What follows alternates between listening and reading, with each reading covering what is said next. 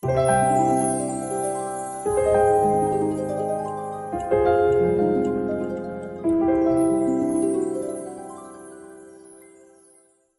matin, je voudrais partager la parole de Dieu avec vous et vraiment, je bénis le Seigneur. Et mon thème ce matin, c'est Jésus le centre. Je veux vraiment vous dire que Jésus, il est au centre de tout. Il n'y a pas deux manières de donner sa vie à Jésus. Pendant, j'ai souvent pensé que non, Seigneur, je vais faire des progrès dans le sens de te donner ma vie. Non, il n'y a que deux manières. Soit je donne toute ma vie, soit je la donne pas. Il n'y a pas deux manières. Pensez pas qu'il y ait une manière, non, je fais une approche tactique un peu, j'avance, je mets un orteil, je commence un peu à venir là, non. Tant que je fais des approches tactiques, je tourne en rond, j'ai pas donné ma vie à Jésus. Jésus dit, celui qui perd sa vie à cause de moi la retrouvera. Ce n'est pas une vie à moitié, c'est une vie entière. Guadeloupe, Martinique, Guyane, non, je blague. Il y en avait qui n'avaient pas compris, hein, non, du coup. C'est entièrement sa vie au Seigneur. Et je pense que dans ce siècle, la souffrance de la plupart des gros maux de la terre viennent du fait que Jésus n'a plus sa place au centre.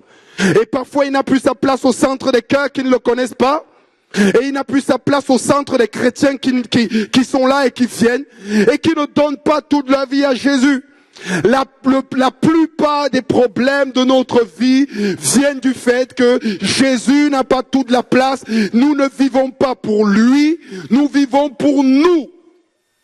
C'est le plus gros problème que nous voyons aujourd'hui. Et cette société, je vais la dénoncer tout à l'heure, nous y entraîne. Et nous devons résister. Je veux que Jésus soit le centre. L'autre jour, je suis allé regarder quelques civilisations, les civilisations polythéistes, les Vikings en Europe, la Mésopotamie, les Incas, les Aztèques. Ils ont souvent plusieurs cultures, plusieurs dieux, les Anésis, les Moon Builders, ça c'est les Canadiens là-bas de l'autre côté, la Rome antique, ils avaient plusieurs dieux, l'Égypte et même l'Afrique avaient plusieurs dieux. Nous on avait le soleil, la lune, plein de choses, les éclairs, la Grèce antique, on te demandait quel était ton Dieu. Il y a toujours cette pluralité de dieux qui venaient de partout. Ensuite, il y a le Seigneur qui a choisi un peuple, le peuple d'Israël, qui a choisi des hommes jusqu'à arriver à prendre Abraham. Et là, il s'est imposé à nous le Dieu unique. Le Dieu unique. Ce Dieu unique qui est extraordinaire. La Bible dit, c'est le Seigneur qui parle, il parle à son peuple, il dit, je suis l'Éternel, le Dieu qui t'a fait sortir du pays d'Égypte, de la maison de la servitude. Tu n'auras point d'autre Dieu devant ma face. Tu ne te feras point d'image taillée, ni de représentation quelconque, des choses qui sont en haut, dans les cieux, qui sont en bas sur la terre, qui sont dans les eaux, plus bas que la terre. Tu ne te prosterneras point devant elles, tu ne les serviras point, car moi l'Éternel ton Dieu, je suis un Dieu jaloux, qui punit l'iniquité des pères sur les enfants, jusqu'à la 3e et la 4e génération de ceux qui me haïssent, et qui fait miséricorde, jusqu'à la 1000e génération de ceux qui m'aiment, et qui gardent mes commandements. Quand ce Dieu unique s'est présenté, il a apporté la séparation du bien d'avec le mal. La séparation du bien d'avec le mal a été dictée par Dieu. Chaque fois, il y a toujours cette opposition et Dieu a toujours prouvé qu'il était le Dieu qui a créé toutes choses et que ce qu'on veut porter comme Dieu ne sont que des créations. Et voilà, et le Dieu unique a... J'ai l'impression que le micro me quitte. Manifestant en 3 personnes, le Père, le Fils et le Saint-Esprit. Et les autres dieux, il y a toujours eu comme cette opposition. Le Dieu unique a toujours monté son triomphe. Dans la parole de Dieu, on voit au travers des 10 plaies d'Égypte comment Dieu montre sa puissance. Moïse arrive avec son bâton, il jette par terre. Les autres rebouteux et sorciers, ils jettent aussi par terre. Ça devient le serpent de Moïse. Il regarde les autres serpents. Il dit, je vous éclate les gars. Il n'y a même pas eu combat. L'autre, il a englouti les autres direct. Quand Moïse a changé l'eau en sang, les autres marabouts l'ont fait. Jusqu'au 3e, 4e miracle, quand Dieu l'a fait, les autres marabouts ne pouvaient plus le faire. Et là, Dieu montre qu'il est le Dieu unique. Il n'y en a pas d'autre. Le bâton de Moïse, la fournaise ardente. on chauffe 7 fois plus la fournaise, on jette les disciples de Shadrach, Abednego et tout dedans. Hop, celui qui les jette, il brûle. Eux, ils sont nickel dedans, tranquille. Ça fait même pas effet sauna, quoi. Direct, les gars, ils sortent, rien du tout. On voit la fosse au lion. On voit le dieu Dagon partir dans son temple. Ils prennent l'arche et ils mettent l'arche à côté du dieu Dagon des Philistins. Et ils ferment le temple et ils repartent. La nuit, le vrai Dieu regarde Dagon. Il dit à Dagon, tu oses te mettre debout devant moi. Est-ce que tu vas passer la nuit? Pas. D'abord, Dagon par terre. Le lendemain, on trouve que l'arche est tranquille, Dagon par terre. On récupère Dagon, lui dit, tu as perdu le premier round. Demain, on te remet au second round. On remet Dagon debout. Le lendemain, bah, Dagon par terre. Et on revient sur le lendemain.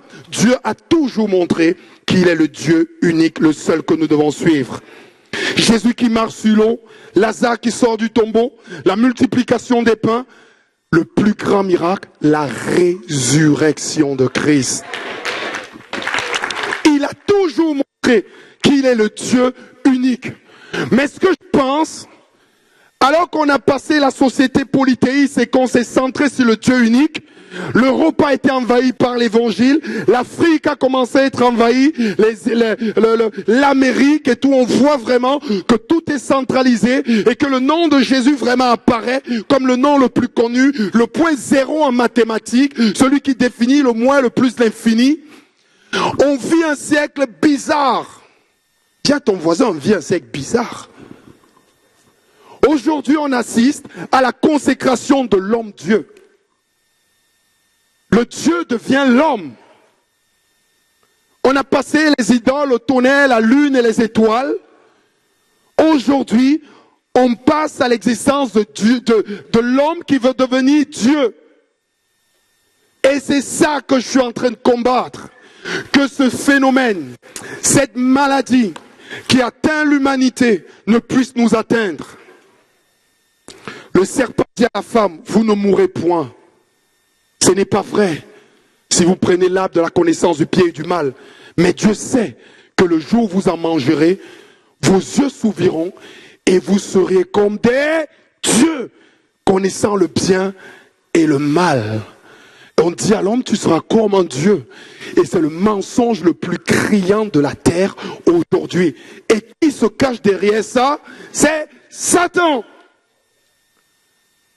Celui qui était l'astre de lumière et qui est tombé. Tu mettais le sceau à la perfection, tu étais plein de sagesse, parfait en beauté, tu étais en Éden, le jardin de Dieu, tu étais couvert de toute espèce de pierres précieuses, de sardoine, de topaz, de diamants, de chrysolite, d'onyx, de japs, de saphir, d'escarboucle, d'émeraude, d'or. Tes tambourins et tes flûtes étaient à ton service, préparés pour le jour où tu fus créé. La classe. Tu étais un chérubin protecteur, des ailes déployées, je t'avais placé et tu étais sur la sainte montagne de Dieu. Tu marchais au milieu des pierres étincelantes, tu étais intègre dans tes voies depuis le jour où tu as été créé jusqu'à ce que l'iniquité a été trouvée chez toi. Pas la grandeur de ton commerce, c'est parce qu'il parlait à une île, mais pas la grandeur de ton commerce, tu as été rempli de violence et tu as péché. Je te précipite de la montagne de Dieu, je te fais disparaître, chérubin protecteur, du milieu des pierres étincelantes. Il est tombé. Et dans sa chute, il entraîne la création. Il a voulu être Dieu parce que quand il voyait la gloire qui était donnée à Dieu dans le ciel, quand il voyait comment le Fils était loué, comment le Père était élevé, il a dit, est-ce que je pourrais pas prendre cette gloire pour moi? Il a essayé, mais il n'a pas pu parce que lui, il est une créature et il avait affaire au Créateur. Il a un peu oublié, il a cru qu'on pourrait monter un putsch dans le ciel. Mais Dieu est comme le Shaolin chinois. Quand le maître va enseigner l'élève, s'il a 10 techniques, il n'enseigne que 9 techniques à l'élève. Le jour où l'élève pense qu'il est assez fort pour affronter le maître, quand il se met, première technique, il résiste, deuxième, et le maître dit, mon gars, c'est moi le maître. J'ai la 10e technique que tu n'as pas. Ra, ra, pa, par terre. Le diable a été précipité sur la terre. Il ne pouvait plus bouger. Terminé. Et il nous tente les hommes. La consécration de l'homme-dieu.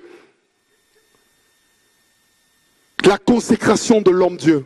J'ai regardé plusieurs philosophes qui en parlent maintenant, plusieurs penseurs chrétiens, plusieurs philosophes catholiques, parce que je suis dans un pôle de réflexion qui s'appelle Vita. On réfléchit avec des médecins, on réfléchit avec des philosophes, on réfléchit avec des gens de la société civile, et on voit le déplacement comme ça du centre des religions et de la pensée humaine. On travaille beaucoup aussi avec l'anthropologie, c'est-à-dire étudier les hommes, les mœurs, les cultures, les sociétés, et parfois on est dans ce pôle de réflexion, et moi je fais parfois de temps en temps quelques recherche dessus pour pouvoir bien me situer, parce que la Bible dit prier et veiller. La veille, c'est regarder comment les choses. Jésus dit, vous voyez que le ciel change, veillez donc. Ça veut dire que gardons cette... Et moi, en étudiant ça, je suis venu à ce point de la consécration de l'homme-dieu. Ça commence par le premier phénomène qu'on trouve, c'est l'humanisation du divin. L'humanisation du divin, ça veut dire qu'on rabaisse Dieu à une fonction humaine. Dieu n'est plus réellement Dieu dans ses fonctions de Dieu créateur qui n'a pas de fin et de début, qui a toujours existé. On le ramène à une forme humaine. On parle des sentiments de Dieu qu'on met en avant. On compare la colère humaine avec la colère de Dieu. Or, la colère de Dieu n'a rien à voir avec la colère humaine. On compare la jalousie de Dieu, qui n'a rien à voir avec la jalousie de l'homme. On mélange plein de concepts. Et Dieu est rabaissé, et le nom de Jésus est comme rabaissé à une fonction humaine. Jésus était pleinement homme, mais il était pleinement Dieu. La Bible dit que toute la plénitude de la création habitait en lui. Et je trouve que c'est ce phénomène qui est en train de passer. Blague pas avec ton créateur. N'humanise pas le divin. C'est Dieu. Dieu est Dieu. Et il mérite du respect. J'ai l'impression que la crainte de Dieu diminue. On rentre dans la maison de Dieu, on fait n'importe quoi. Et ça marche avec ce phénomène. Deuxième phénomène qu'on voit. On voit arriver de plus en plus, on dépersonnalise le malin. On dépersonnalise le malin. Ça veut dire que Satan est un peu plus souriant. La petite queue, la petite fourche, et Satan qui marche. Qui vous a dit que c'est lui le mal? C'est juste la religion qui s'est trouvé quelqu'un qui est accusé pour élever Dieu dont pointe le diable. Est-ce que c'est réellement mal? Est-ce que c'est vraiment mauvais? Est-ce que nous ne sommes pas libres? Est-ce que c'est vraiment le malin? C'est quoi ça? Satan n'est qu'un doux concept qu'on a inventé. Mais frère, il existe bien, vraiment. Il est méchant par-dessus tout. Le pire viol que vous pouvez imaginer, c'est lui qui en est l'instigateur. C'est le malin depuis le début. Il est mauvais. Il est maudit. L'enfer a été préparé pour lui. Je ne veux pas le dépersonnaliser. Il est réel. C'est une personne. Son jugement a déjà été prononcé. Nous, on est pour le salut. Lui, il est déjà prononcé pour l'enfer. Et je n'irai pas avec lui. Et je ne veux pas cacher ce qu'il fait. Je veux dénoncer ce que le malin fait. Deuxième chose. Quand on a dépersonnalisé le malin, on a déshumanisé le mal. C'est le phénomène qui consiste à ce que, en fait, ce n'est pas nous vraiment les fautifs. On a été créé un peu avec le mal. On a des sociologues qui disent, puisque je suis né comme ça, j'ai pas vraiment voulu voler. C'est parce qu'il y avait un truc un peu du vol comme ça, un peu comme ça. J'ai tellement regardé l'iPhone dans le magasin que ma main gauche ne savait pas ce que ma main droite faisait. Et je suis parti et je l'ai pris, je suis sorti sans payer. Quand je vais en prison, les prisonniers me disent, non, je suis innocent, je suis innocent. J'avais un avocat commis d'office. Le juge, il a mal étudié mon dossier. J'ai rien fait, monsieur. C'est quoi ce truc? On doit reconnaître qu'on est pécheur. On doit reconnaître en notre nature habite le mal. On doit reconnaître qu'on est misérable. On doit regarder ce que nous faisons et en disant, ça c'est bien, ça c'est mal. On doit dire, j'ai été jaloux, j'ai été mauvais, j'ai été pécheur. Le mal n'est plus appelé mal et le bien n'est plus appelé bien. Et on déshumanise, ce n'est pas l'homme, c'est la société. Et on a Rousseau qui dit non, l'homme n'est mauvais, mais c'est la société. L'homme n'est bon, mais c'est la société qui le rend mauvais. Je me suis trompé ou pas? Parce qu'il y a c'est bon, c'est dans le bon sens celui-là, ceux qui font terminale, qui ont fait le bac cette année. Troisième cas, autre phénomène qu'on distingue après d'avoir déshumanisé le mal, et c'est là, c'est le dernier phénomène qui est en train vraiment de passer dans notre société. On continue. C'est vraiment un phénomène énorme. Tu peux avancer, mon grand. La divination de l'humain par la sécularisation de l'éthique. La divination de l'humain, ça veut dire que l'homme, Dieu n'est plus au centre. Il n'a rien créé, Jésus n'est plus là. On va diviniser l'humain, mais on va séculariser l'éthique. C'est fou. Pour expliquer juste comment séculariser l'éthique, c'est que l'homme, j'explique simplement, ce que l'éthique, la morale, le bien et le mal n'est plus défini par la parole de Dieu. Le bien et le mal n'est plus une histoire de Dieu. Le bien et le mal est défini par la pensée bien pensante de quelques personnes dans nos sociétés. Le bien et le mal, ce n'est plus écrit dans la Bible. Le bien et le mal, Dieu ne nous jugera pas parce qu'il est comme un humain. Le mal n'est pas vraiment nous, il n'y a pas vraiment le diable. Mais alors du coup, nous, l'éthique, le bien, le mal, ce n'est plus la Bible. Et il y a des chrétiens qui le pensent même maintenant. C'est fou. C'est fou. C'est Dieu qui met les limites. Ne déplace pas les bornes anciennes. Et on assiste à ce phénomène. Et là, moi, je suis en train de me dire, waouh, waouh. Vous connaissez la bioéthique? C'est tout ce qui est étudié, comme le transhumanisme, tout ce qui est biologique et en même temps éthique. Et la bioéthique, j'ai étudié avec plusieurs personnes, c'est quand on touche le corps humain, jusqu'à où on peut aller. Je prends par exemple le transhumanisme, l'homme Robocop. Il y a plein de gens qui vont me rigoler au nez en disant ce n'est pas encore arrivé, mais c'est déjà arrivé.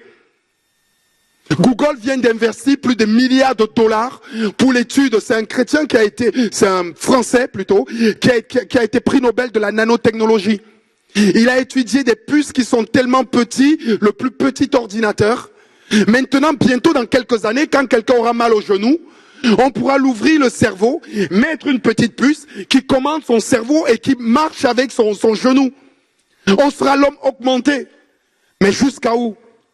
J'ai regardé ceux qui ont étudié un peu de sociologie, les besoins de Maslow, vous connaissez les besoin de s'accomplir, besoin d'estime de soi, besoin d'appartenance, besoin de sécurité, besoin physiologique.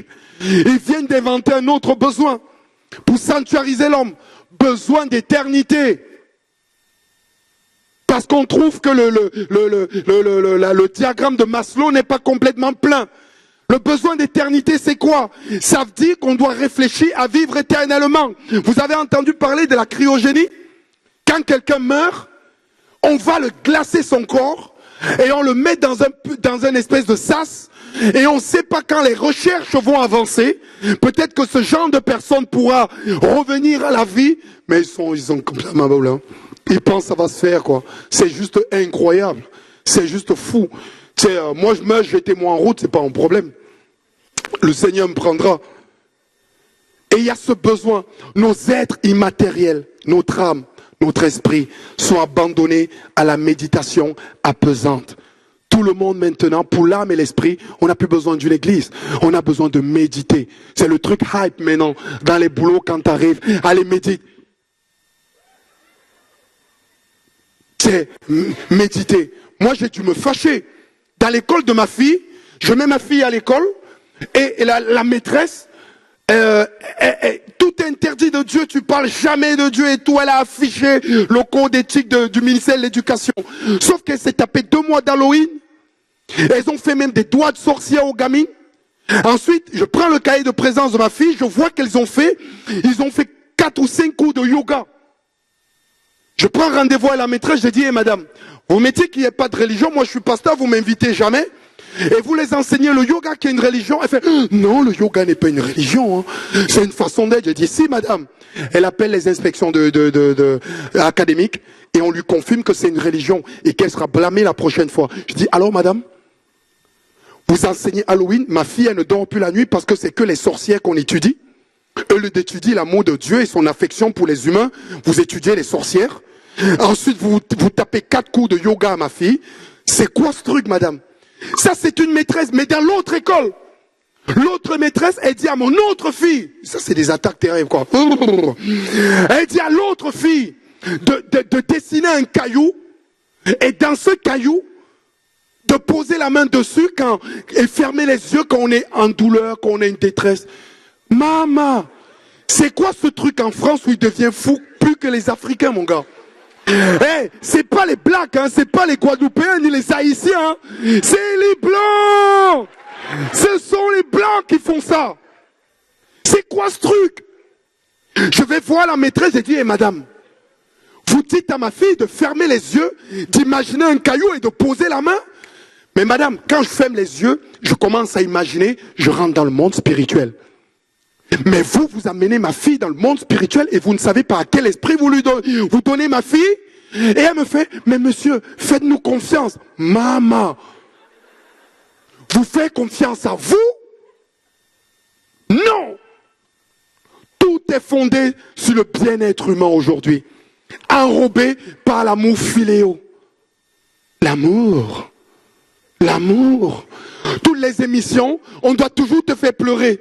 T'as bien chanté ma fille, ça me touche. J'ai l'impression que dans nos télés, je vous dis en vérité, le ciel et la terre passeront, mais mes paroles ne passeront point. Je sais que c'est plus le message prioritaire dans nos églises aujourd'hui. On n'attend plus le retour de Jésus. On n'est plus focalisé et capitalisé sur le ciel et la vie éternelle. Maintenant, parfois dans certaines églises, c'est de la morale qui est enseignée. Les gens, c'est du coaching. On se coach comment réussir, comment les 7 points pour atteindre ceci, les 12 points pour faire cela, les 15 points pour aller de l'autre côté. Oh, j'attends la vie éternelle. J'attends qu'ils viennent me chercher. Je veux le ciel.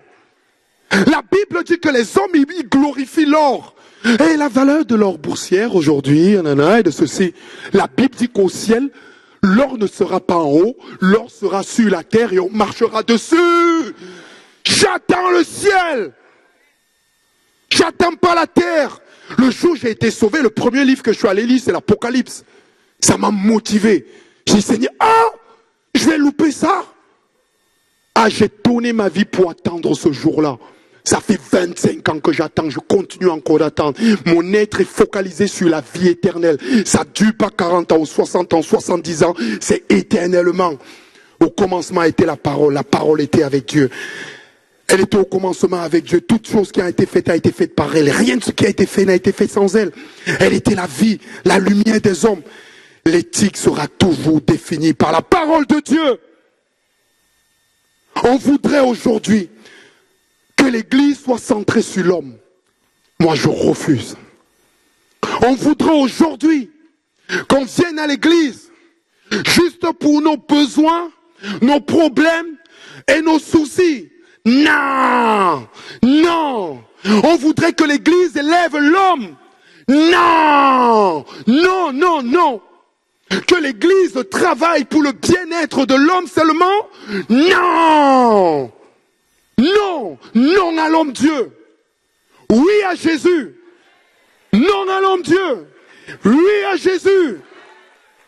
L'église sera basée sur Jésus-Christ. Vous connaîtrez la vérité et la vérité vous affranchira. Vous connaîtrez le sang de la création et vous aurez la vie par Jésus. Ici, le sang, c'est Jésus. On vient connaître Jésus. On vient s'humilier devant Jésus. C'est lui la tête de l'église. C'est Christ et non nous. L'église est fondée sur Jésus. La parole a été faite chair. Elle a habité parmi nous, pleine de grâce et de vérité. Et nous avons contemplé sa gloire comme la gloire du Fils venu de l'homme. À être hors d'eux signifie donc convocation. On a été convoqués pour connaître le Fils, afin de connaître le Père. On a été convoqués et on vit pour lui. Je vais enlever ma vie, mon être du centre de ma vie. Le centre de ma vie ne sera plus moi, mais le centre de ma vie sera Jésus. Le centre de ma vie ne sera plus mon bien-être, mais mon centre de ma vie sera la joie de Christ. Il y a des gens, parfois, ils passent un moment dans la louange, au lieu de dire, ils disent, on a passé un bon moment dans la louange. Non, le praise n'est pas pour nous. La louange, c'est à Dieu. On doit dire, est-ce que Dieu a passé un bon moment dans la louange? Jésus, c'est le centre.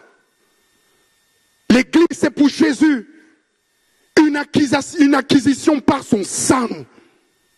Par son sang. Il a acquise l'église pour la faire paraître au jour du Seigneur par son sang. Jésus est le chef. Vous aimez pas les chefs? Je sais qu'en France, on aime parfois beaucoup les rois. Hein. C'est un pays qui a quasiment décapité tous ses rois. Bon, c'est un peu zarbi, mais bon. Bref, je dis ça, je dis rien. Du coup, on n'aime pas être commandé en France. Mais nous, on a un chef. Quand on se lève le matin, on veut respirer pour notre chef. Notre chef a prouvé qu'il nous aimait. Notre chef s'est livré pour lui. Notre chef nous défend. Notre chef est à la droite de Dieu. Notre chef règne. Notre chef est puissant. Notre chef est glorieux. Notre chef, c'est Jésus. C'est lui notre chef. Dieu a tout placé à ses pieds. Et c'est Christ qui domine toutes choses. Il a donné pour chef de l'église qui est son corps.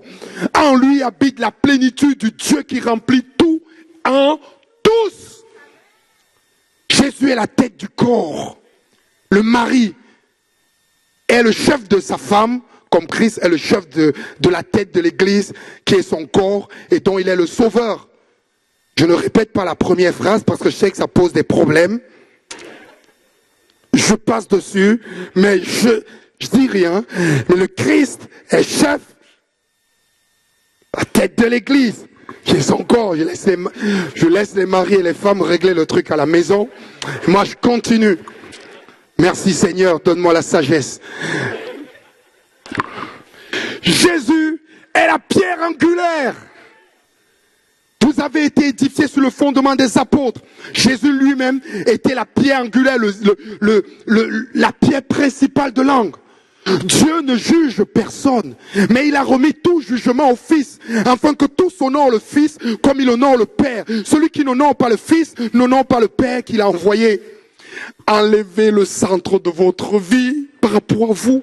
Vous ne levez pas le matin simplement en regardant vos bobos, vos enfants, ce que vous allez souffrir. Quand vous vous levez, regardez Christ. Ne priorisons pas, c'est français, j'ai réfléchi. Ne priorisons pas les choses qui accompagnent le royaume. On a mis en premier les choses qui accompagnent le royaume et on les a enlevées. La Bible dit, ne vous inquiétez pas et ne dites pas que mangerons-nous ou que boirons-nous. Avec quoi nous habillerons-nous? Toutes ces choses, ce sont les païens qui les recherchent. Non, écoute, j'ai même trouvé le bon verbe. Ce sont les païens qui s'en préoccupent sans cesse. Une sempiternelle question qui revient, des sempiternelles questions qui reviennent. Je vais faire comment? Le boulot? Comment je vais faire? La maladie? Les problèmes? C'est terrible. Tout le temps. Oh, t'es païen ou quoi? Nos frères ont été crucifiés. Vous avez vu le film Paul? Ça décrit juste la moitié des souffrances, même pas le quart des souffrances des chrétiens. Les chrétiens étaient brûlés sur la place comme pour servir de torche humaine. Pour éclairer les rues de Rome, on brûlait des chrétiens. Aujourd'hui, on a un petit bobo. On a des chrétiens qui vivent à la bobologie. Oh, j'ai mal, sœur Clotilde, j'ai mal, c'est terrible. Oh, j'ai mal, Géraldine, je souffre. Oh, j'ai mal, pasteur, faites 3 jours de jeûne et prière pour moi. Oh, oh, oh, oh. On va se calmer, non? Recommande ton sort à l'Éternel. Mets en lui ta confiance. Reste patient et il agira. Il agira. Il ne manque pas d'obligation. Notre Père qui est aux cieux sait ce que vous avez besoin. Ne priorisons pas les choses qui accompagnent le royaume, mais priorisons le royaume. Ne priorisons pas. Dieu ne nous a pas appelés pour construire notre royaume, mais Dieu nous a appelés pour construire son royaume. N'inversons pas le sens. Ce matin, vends ta vie pour le royaume de Dieu.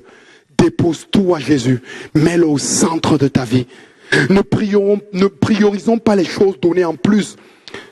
Fais donc du règne de Dieu ce qui est juste. Fais donc du règne de Dieu et de ce qui est juste à ses yeux votre préoccupation première. Honore la parole de Dieu. Obéis à la parole de Dieu. Vois ce que Dieu aime. Fais plaisir à Dieu. Moi j'aime quand Jésus me kiffe. Alors le matin quand je me lève, je dis Seigneur, qu'est-ce que je vais faire pour que tu kiffes? Quand Dieu kiffe, je suis content. Quand il me dit va demander pardon, je refuse un peu là parce que je suis un peu guadeloupéen là. Ils sont un peu, les Guadeloupéens ils sont un peu, mais attendez. Du coup je dis, fais pas ton Guadeloupéen, va demander pardon. Alors j'y vais, je fais pas mon Guadeloupéen, je m'en vais, je demande pardon. Et quand je demande pardon, frère, j'ai été méchant, j'ai péché et tout. Et le frère dit, mais je te pardonne. Eh, quand tu reviens du pardon d'un frère, tu sens que le ciel est en train de kiffer. Et là, toi, tu reviens là, et tu sais que Dieu kiffe, et toi, tu kiffes aussi, et vous kiffez ensemble, et le soir, à la réunion, tu loues Dieu, et tout est là, ouais. C'est ça, être la joie du Seigneur. Trouvez votre bonheur, votre plaisir, votre préoccupation première à faire plaisir à Dieu. Et lui, il s'occupe des autres. La Bible dit, si votre préoccupation première, c'est de faire ce qui est juste à ses yeux, toutes choses vous seront données en plus. Jésus est le centre. Jésus le seul capable de dire, ça, j'aimerais entendre cette parole. Je vous assure. Oh, j'aimerais entendre cette parole pour moi. Pour ma fille, pour mes enfants, pour ma famille, pour ma mère. Je vis pour entendre ces paroles aujourd'hui même. Tu seras avec moi dans le paradis. Je ne veux pas. La chair est là pour périr. Comment je peux la prendre pour la placer en Dieu de ma vie? C'est pas mon confort qui est mon Dieu. C'est pas mon bien-être qui est mon Dieu. C'est Jésus-Christ qui est mon Dieu. Je vais faire reculer mon bonheur pour mettre en premier la joie de Christ dans mon cœur. La joie du Seigneur sera ma force. L'amour de Dieu sera mon... C'est pour ça qu'il y a des gens qui se sacrifient pas. Je sors de l'Égypte, là, j'étais allé en Égypte. Et je suis allé voir un organisme missionnaire qui s'appelle l'IFDEF. Et il s'occupe il prêche l'évangile dans des pays non atteints. L'Afghanistan, le Soudan du Sud, l'Érythrée, le Liban, les pays terribles. Je suis allé là-bas, je voulais savoir quel était leur cœur. Et quand je suis arrivé, je pensais voir des personnes d'un certain âge. Alors j'ai vu des jeunes qui passaient 3-4 heures dans la prière, qui faisaient 60 heures par semaine pour apprendre l'arabe, et qui formaient des groupes pour aller monter des églises dans des pays non atteints. Et alors j'étais là, je voyais ces jeunes, je pleurais en me disant, Seigneur, leur priorité c'est de faire ce qui est juste et de glorifier ton nom. Et ils sacrifient leur vie et la vie de leur famille, c'est fou! J'avais un couple missionnaire, ce qui m'a tué. Le premier leitmotiv, ça veut dire abide, ça veut dire abandon. Il y avait un couple qui était là-bas, ils travaillaient en Libye, je les ai rencontrés. Et quand il y a eu la révolution de Kadhafi, ce couple me raconte, je peux pas montrer toutes les photos, mais ce couple me raconte que il priait le Seigneur, il dit Seigneur, on va quitter le pays, c'est la guerre, on est missionnaires, partons. Sauf qu'au moment où le dernier jour où l'aéroport allait être fermé demain, ce couple, Dieu l'a dit, vous ne partez pas du pays, vous restez là, ils font ah! Parce que Dieu nous teste. Vous pouvez chanter à l'église, c'est ce que vous voulez. Mais dehors, Dieu vous dit, bon, vas-y, montre. Montre. L'adoration, ce n'est pas le 1-1-1. Le 1-1-1, ça marche ici, mais le 1-1-1, ça marche là-bas dehors, on voit ce que ça donne. Et Dieu dit à ce couple, vous ne quittez pas, vous restez en Libye, je vais vous bénir. Ils laissent partir le dernier avion, ils restent en Libye.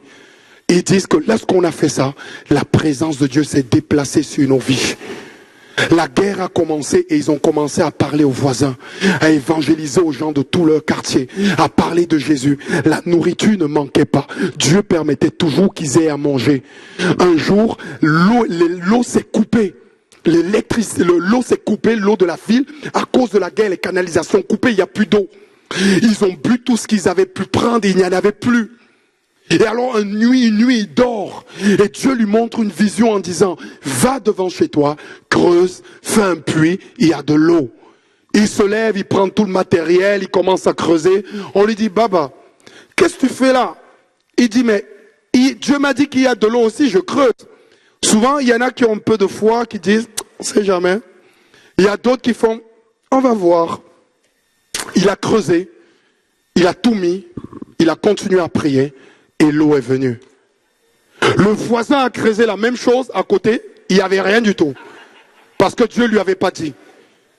L'eau est venue et il me racontait la bénédiction de prêcher l'évangile. Il y a des centaines de personnes qui donnent leur vie à Jésus, qui vivent pour Dieu. Moi j'ai habité un ghetto au Cameroun. Alors que j'avais 16 ans et demi, 17 ans, j'ai prié le Seigneur de venir me visiter pour que je sais pas ce qu'il devait faire de moi. Un jour, je dormais, la présence de Dieu était dans ma chambre. Il m'a montré une vision que j'allais prêcher son nom dans tous les pays.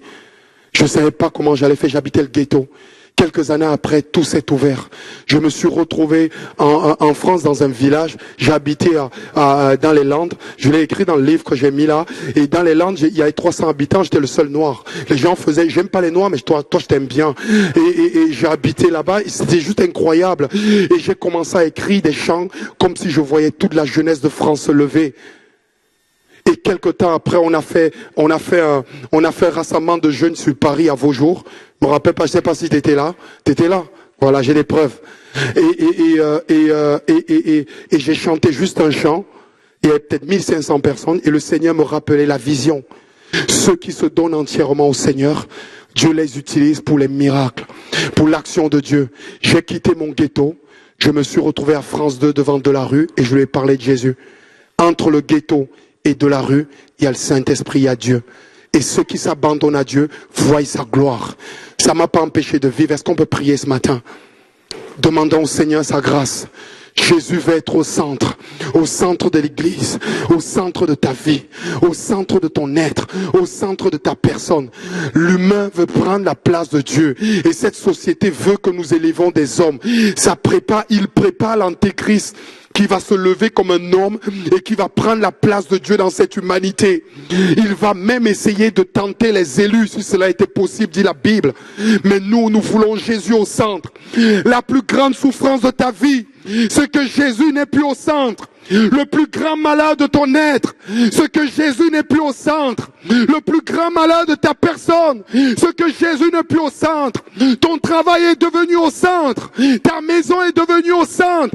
Ton argent est devenu au centre. Jésus n'est plus au centre. Et ce matin, Dieu te dit, enlève ces choses et remets l'amour que tu as pour moi au centre. Remets le service de Christ au centre. Remets ton service à Dieu au centre. Jésus veut occuper le centre. Il veut être au centre de tout. Parce que quand Jésus est au centre, il a la capacité de pouvoir t'aider, de te donner la joie, le bonheur, la vérité, la vie. Depuis combien de temps tu n'as plus de vision? Depuis combien de temps tu n'as plus de songe? Depuis combien de temps ton cœur n'est plus touché par la parole de Dieu? Parce que ton moi grandit et la vie de Christ diminue en toi. Ce matin, prends position. Prends position. Dis, je veux faire de Jésus les délices de mon cœur. Je veux que l'amour premier revienne dans ma vie. Je veux que Christ rentre profondément en moi. Je décide de mettre de côté tout ce qui peut prendre la place de Christ. Seigneur Dieu de gloire, nous voulons consacrer nos cœurs, consacrer le reste des années qui nous restent à vivre, complètement, entièrement à ton service. Les heures, les secondes, réfléchissant ce que nous pouvons faire pour toi. Gagner, Seigneur mon Dieu, le temps, racheter le temps, tout donner donner pour toi jusqu'à ce que tu reviennes. Nous voulons résister au monde, résister à l'amour de nous-mêmes et mettre l'amour que nous avons pour notre Seigneur. Si ce matin, tu dis, Seigneur, j'ai envie de tout donner, lève-toi à ta place, on va prier. Que Dieu te donne. Quand tu te lèves, tu te mets debout, tu décides de renoncer à toi-même. Tu décides de renoncer à toi-même. Et tu décides de remettre Jésus en premier. Tu commences à regarder les endroits de ta vie où Christ n'a pas eu la première place, où Christ a été mis de côté. Tu as déserté le lieu de la prière dans ta maison. Tu as déserté l'heure que tu prenais pour prier et tu l'as mis de côté. Tu as déserté la lecture de la parole de Dieu et tu te contentes de quelques vidéos et de quelques chants sur Internet. Tu as déserté d'aller demander pardon et te consacrer à Dieu.